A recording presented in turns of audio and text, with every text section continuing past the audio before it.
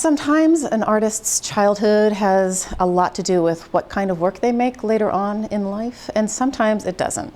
In this case, Malloy was born in Saigon and grew up there during the Vietnam War. Her family was airlifted out when she was 15 years old in 1975, and so through the various series that lead up to this final picture that we'll talk about, everything builds on that experience. When she finished her graduate degree at Yale University, she decided to take a trip back to Vietnam for the first time.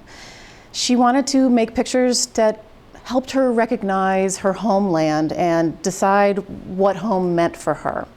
She quickly moved on and turned her sights to a set of Vietnam reenactors and wanted to better understand American fascination with Vietnam and that war. The third series tackled a Marine training camp in California, 29 Palms, where she got access to live fire practices, troops that were about to ship out for Afghanistan and Iraq. She then turned to a series that is called Events Ashore, from which this picture comes, and it has taken her the last 9 years to complete it. These images are taken aboard ships and other military installations around the world. In this case, this is a shot she took on the deck of the USS Peleliu, an aircraft carrier as it was guarding the waters of the Gulf. This is from 2005, and she's captured here a group of soldiers who are practicing their target shooting to keep up their skills. This is something that occurs daily on board because they are out there for 6 months at a time. They want to keep up their skills in all manners, in this particular case with their marksmanship. But instead of shooting the action of the target practice, she's giving you the preparation for the target practice. She's also done a shot that has them cleaning up afterwards because, of course, you need to pick up every last speck of spent shell in order to not affect the planes as they take off and land.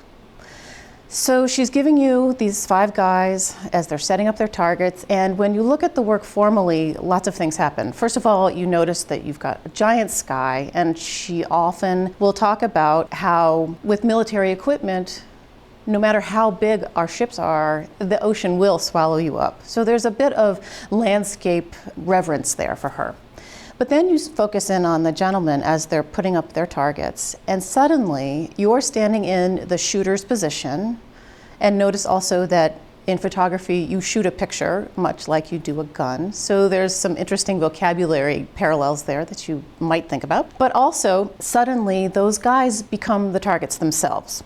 And I think formally it's helped by the fact that you can't really see what the supports are for those targets. They're just sort of floating in space on a specific plane.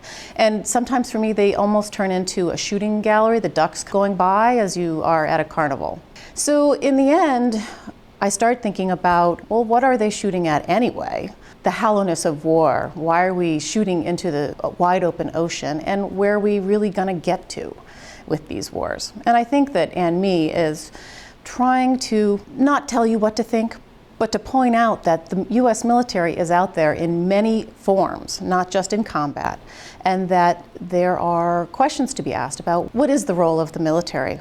What is the US doing out there? Is it right or wrong? And she leaves that for us to decide.